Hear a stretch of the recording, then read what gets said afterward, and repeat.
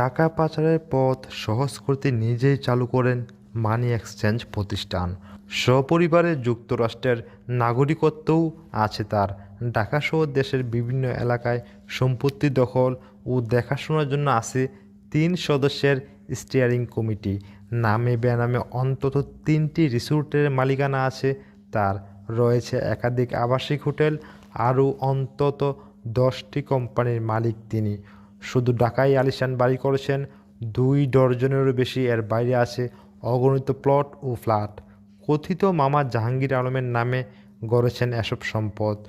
দখল করা সম্পত্তি বিক্রি করে সেই টাকা দেশের বাইরে পাচার ও বিদেশে গড়ে তোলা সম্পদ তত্ত্বাবধানের দায়িত্বে আলাদা কমিটি।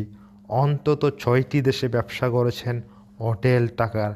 বহু আলোচিত ওই কর্মকর্তার নাম হারুন-উর-রশিদ।